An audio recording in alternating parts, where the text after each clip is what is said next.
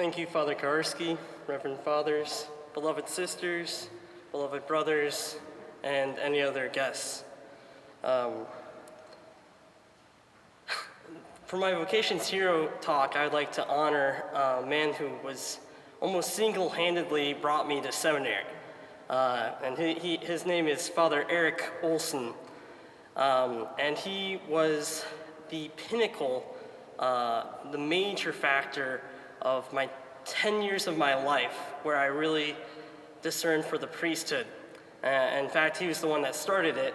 My first thinking about the priesthood, particularly when he first mentioned what he loved, Dr. Pepper and Oreos.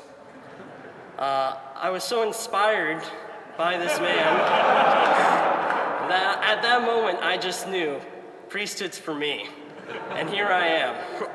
But in all reality, the Dr. Pepper and Oreos was just a symbol of this man for me. He is relatable, and I think that's what really brought me into thinking about what the priesthood is. He's the minister of the people, and his love for the people was so inspiring. He never was afraid to just be there, be with his flock.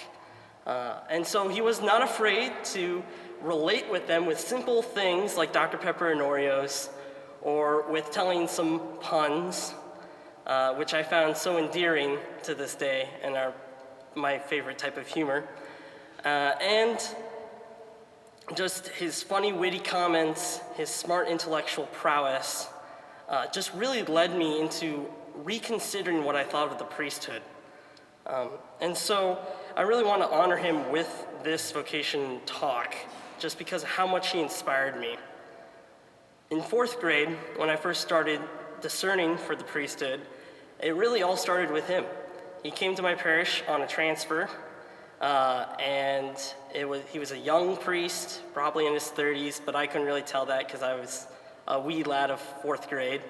And I was really nervous. I was really, really nervous when he first got there, because I'm like, I have to tell this guy my sins. He could really punish me. I might have to do like 3 rosaries or something.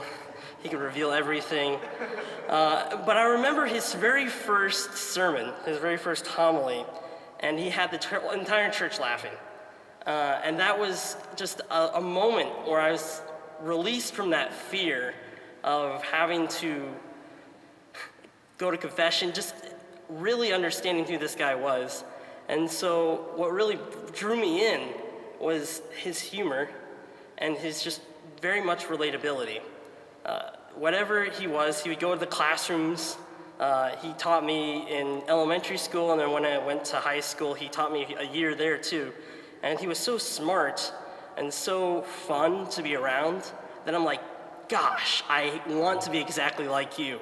Which means when he commented that Dr. Pepper and Oreos were his favorite beverage and food, not together, I was like, I too must have my favorite drink and food, Dr. Pepper and Oreos. I must be exactly like this man. He was so empowering and so influential for me that I was smitten by his presence. And you may laugh at the Dr. Peppers and Oreos, but I was a go-getter. I'm like, Dr. Pepper and Oreos, just shove them down my gullet.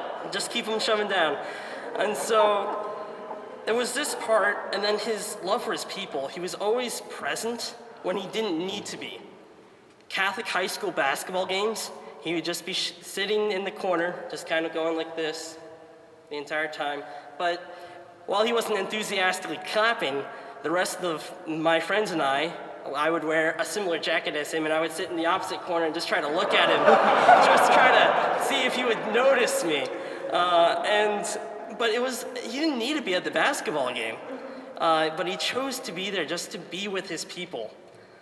And that was what really was inspiring for me. He would show up to not only the Catholic basketball games, but he would show up to the public basketball games as well, even though I didn't really show up, but I was told this.